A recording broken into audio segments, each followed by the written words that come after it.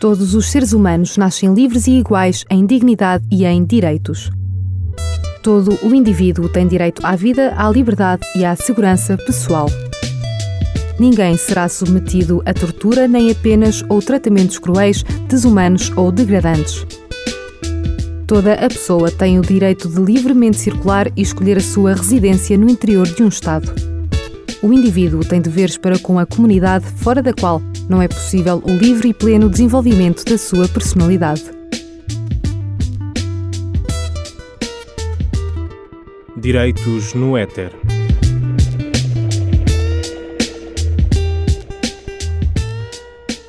Quando, no passado dia 17 de maio, os deputados da Assembleia da República Portuguesa entraram no hemiciclo, não esperavam um resultado como o que se verificou.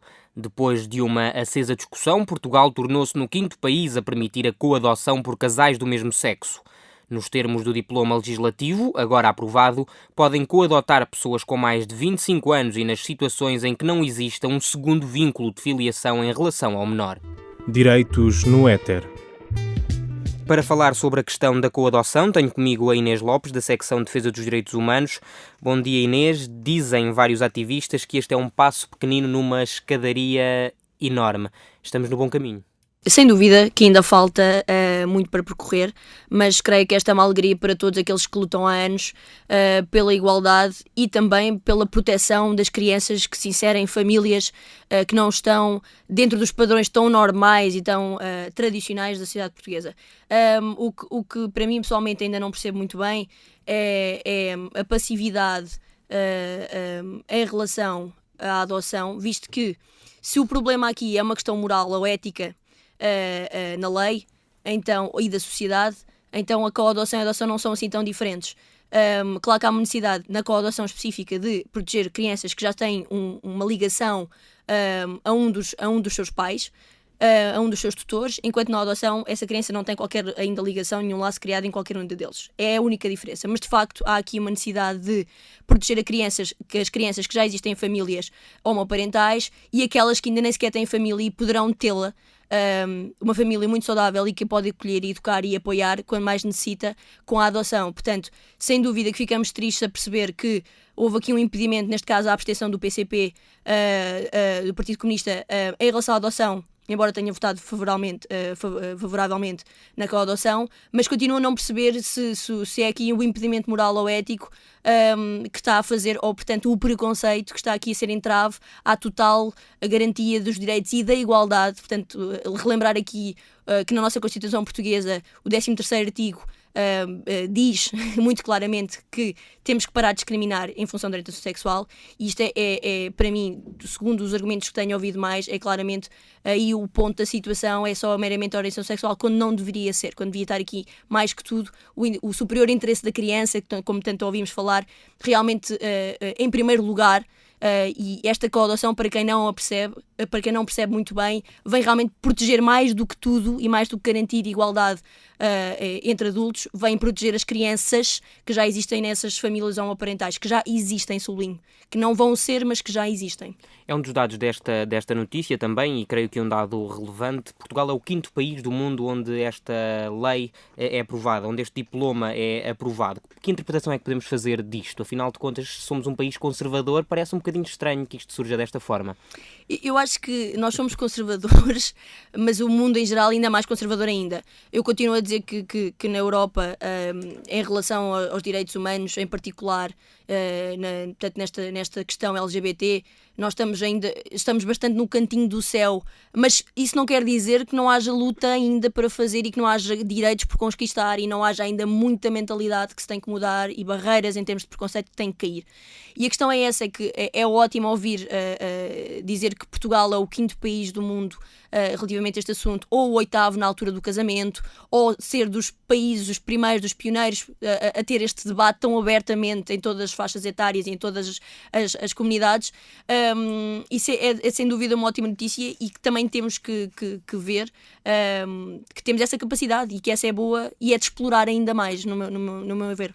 Disseste que tivemos este debate, um debate que foi feito de forma muito abertamente. Essa não é a opinião de Dom Manuel Clemente, cardeal patriarca de Lisboa, que pouco depois de ter tomado posse, digamos assim, não sei se é a palavra correta no seio da Igreja, mas depois de ter assumido as novas funções no Patriarcado de Lisboa, mostrou-se descontente com esta lei. Em primeiro lugar, desvalorizou, disse que o país precisaria de discutir outras questões que não estas, e depois disse que os deputados e a sociedade não estava suficientemente esclarecida em relação ao tema. Concordas que a sociedade não está esclarecida e que muitas vezes se calhar vai na crista da onda e na questão do não podemos discriminar, portanto vamos lá dar-lhe este jeito, e se calhar não é o melhor para o superior interesse da criança, como dizias há pouco?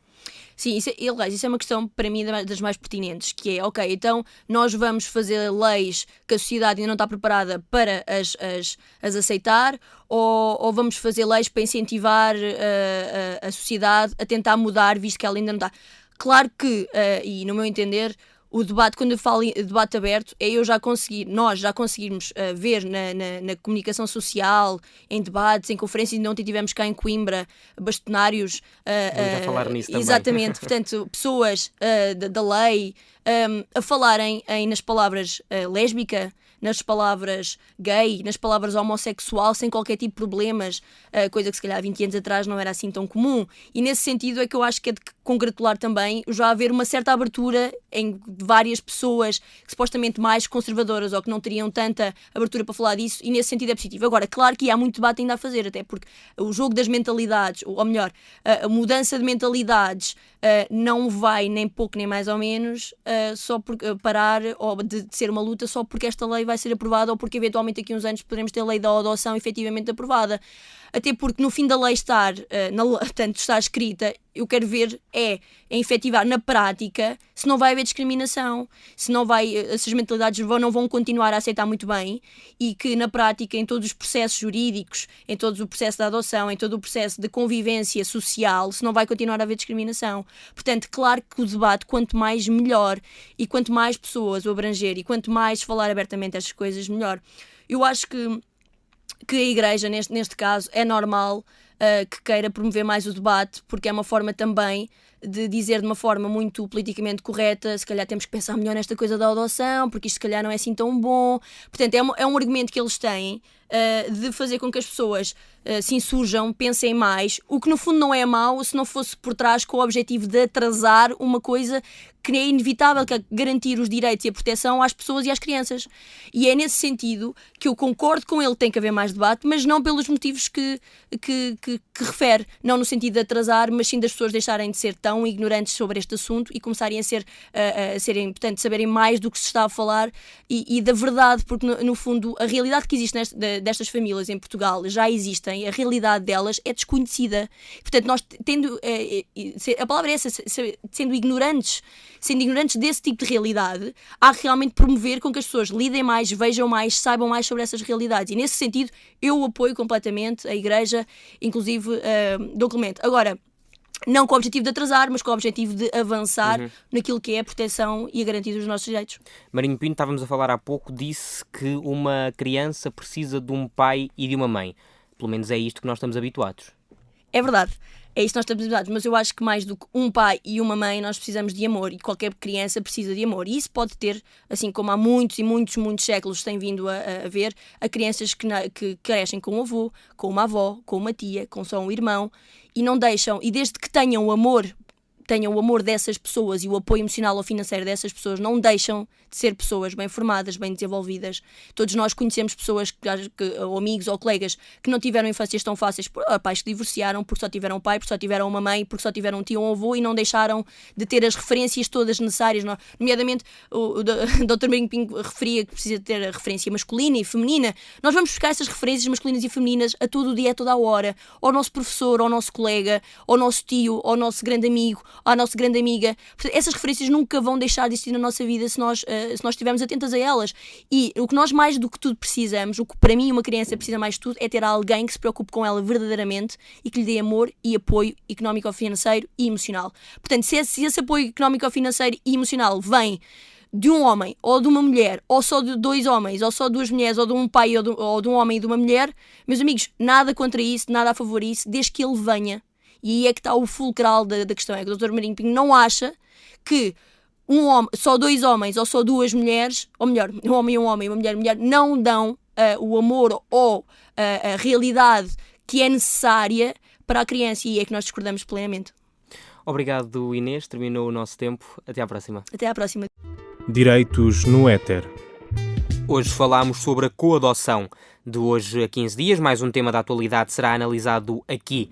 Até lá, continue sintonizado nos 107.9 e vai estando atento às novidades da secção de Defesa dos Direitos Humanos no Facebook, em facebook.com/stdhaac. Bom dia, até à próxima. Direitos no Éter. A rubrica Direitos no Éter é uma parceria RUC com a secção de Defesa dos Direitos Humanos da Associação Académica de Coimbra.